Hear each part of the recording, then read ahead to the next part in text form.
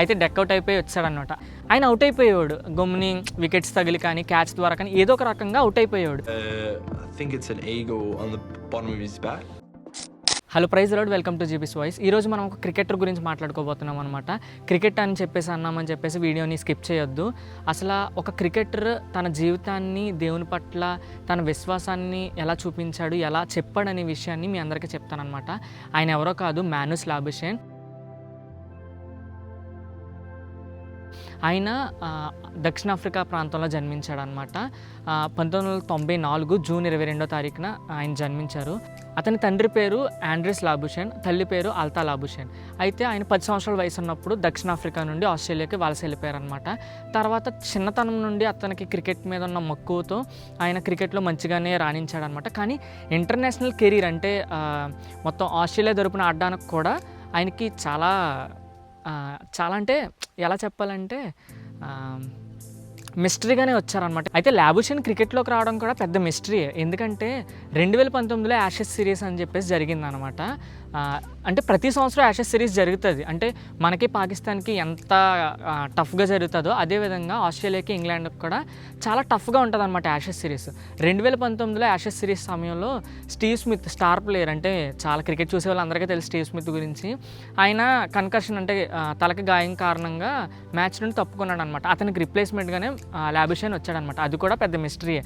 అంటే ఒక్కలో రిప్లేస్మెంట్ ద్వారా వచ్చి ప్రపంచ నెంబర్ 1 బ్యాట్స్మెన్గా ఎదిగాడు ఆస్ట్రేలియా ప్లేయర్ అనమాట. ఇప్పుడు అంటే ర్యాంకింగ్స్ ఉంటాయన్నమాట. ఫస్ట్ ర్యాంక్, సెకండ్ ర్యాంక్ అలా ఉంటాయన్నమాట. టెస్టుల్లో ఫస్ట్ ర్యాంక్ వెళ్ళాడు లాబుషేన్. అంటే అసలు మామూలుగా రిప్లేస్మెంట్ కింద వచ్చి అతను అంత ఎత్తుకి ఎదగడం అనేది అంటే చాలా గ్రేట్ అనమాట. ఇంకా అప్పటి నుంచి ఆయన ఇంకా అసలు వెనక్కే చూడలేదనమాట. ఆయన లైఫ్ అంతా కూడా ఇంకా ఎదుగుతూనే ఉంది కానీ ఎక్కడ డౌన్ అవ్వలేదు. స్టిల్ ఇప్పటికీ కూడా లాబుషేన్ ఆడుతున్నాడు.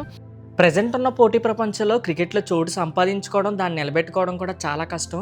అలాంటిది ఆస్ట్రేలియాలో కూడా ఆ చోటు సంపాదించుకోవడం అనేది చాలా గ్రేటే.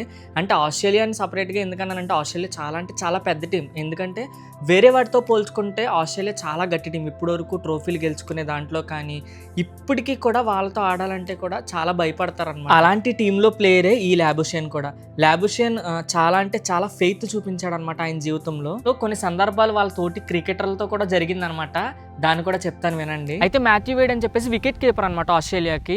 ఆయన అనుకున్నాడంట లాబుషేన్కి చాలా లక్క కలిసి వస్తుంది కదా, అది ఖచ్చితంగా ఆ ఈగల్ స్టిక్కర్ వల్లేనేమో, నేను కూడా ఆ ఈగల్ స్టిక్కర్ బ్యాట్ మీద వేసుకుంటానని చెప్పేసి టెస్ట్లోని ఆ బ్యాట్ మీద ఈగల్ స్టిక్కర్ అంటించుకుని వెళ్ళి ఆడాడంట. అయితే డెక్అవుట్ అయిపోయి వచ్చాడనమాట. అంటే 0 runs తోటే వచ్చేసాడనమాట. ఇంకొకటి ఏంటంటే అదే లాస్ట్ మ్యాచ్ అంట మాథ్యూ వేడ్కి. అయితే స్టీవ్ స్మిత్ అన్నాడంట, దేవుడికి తెలుసు నువ్వు నార్మల్గా లాబుషేన్ వేసుకున్నాడు కాబట్టి నువ్వు కూడా వేసుకున్నావు అని చెప్పేసి, అంతేకాని నువ్వు విశ్వాసంతో వేసుకోలేదు కదా, దేవుడికి తెలుసు అని చెప్పేసి సరదాగా ఫన్ చేశాడంట స్టీవ్ స్మిత్. ఇది ఒకటే కాదు, ఇంకోటి ఏంటంటే ఆయన్ని ప్రపంచంలోనే లక్కీయెస్ట్ క్రికెటర్ అంటారనమాట లాబుషేన్ని. ఎందుకంటే ఆయన అవుట్ అయిపోయేవాడు గమ్ముని, వికెట్స్ తగిలి కానీ క్యాచ్ ద్వారా కానీ ఏదో ఒక రకంగా అవుట్ అయిపోయేవాడు. కానీ అవుట్ అయిపోయిన తర్వాత చెక్ చేస్తే అది నో బాల్, లేదంటే సంథింగ్ క్యాచ్ డ్రాప్లు, అంటే క్యాచ్లు వదిలేయడం అలా జరిగేవి అనమాట. మీకు కావాలితే గూగుల్ చేసి చూపిస్తాను చూడండి, who is the luckiest cricketer in the world అంటే తన గురించి వస్తుంది. మీకు కావాలితే చూపిస్తాను చూడండి. మనం ఇప్పుడు గూగుల్లో చెక్ చేస్తే who is the luckiest batsmen in the world అని చెప్పేసి చూస్తుంటే చూద్దాం ఏమొస్తుంది అన్నది. చూడండి, కావాలితే స్టార్టింగ్లోనే వచ్చేస్తుంది అనమాట మాన్యూస్ లాబుషేన్ అని చెప్పేసి. కావాలితే మీరు కూడా చెక్ చేయండి ఒకసారి. అయితే లాబుషేన్ ఒకే స్టేట్మెంట్ ఇచ్చాడనమాట, అది మీకు చదువుతాను ఒకసారి వినండి. క్రికెట్ నా జీవితంలో పెద్ద భాగమే, కానీ నా నిజమైన విలువ క్రికెట్ కాదు, అది నా విశ్వాసంలో ఉందని చెప్పేసి చెప్పాడనమాట. నాకైతే చాలా ఆనందం వేసింది ఆయన గురించి చదివినప్పుడు. ఇలాగ నాకు తెలిసిన వెంటనే ఆయన గురించి ఖచ్చితంగా వీడియో చేయాలనిపించింది. ఓకే, మీకు ఇన్ఫర్మేషన్ ఎలా అనిపించిందో ఖచ్చితంగా కింద కామెంట్ చేయండి. అలాగే ఇలాంటి మరెన్నో అద్భుతమైన క్రిస్టియన్ రిలేటెడ్ వీడియోస్ గురించి, టెస్టిమోనీస్ గురించి, ఇంకా అనేకమైన వీడియోస్ గురించి మన ఛానల్ సబ్స్క్రైబ్ చేసుకోండి. అలాగే మీ ఫ్రెండ్స్ అండ్ ఫ్యామిలీ మెంబర్స్కి తప్పకుండా షేర్ చేయండి. Everyone knows that cricket's a major part in my life, but the value of me as a person isn't in cricket, it's in my faith. I grew up with Christianity going back to when I was a young kid, laying in my bed praying every night. I might not be the carbon copy Australian cricketer that people thought, but I'm me. Need to put a bird on. Marnie's got I think it's an eagle on the bottom of his bat. Bro gets ya. The eagle's always on my bat. You know, I think I've played every single test with the eagle on my bat. What verse is it? Isaiah 40:31. For those that hope in the Lord, he shall renew their strength.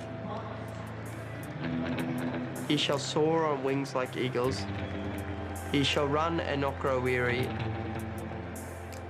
and walk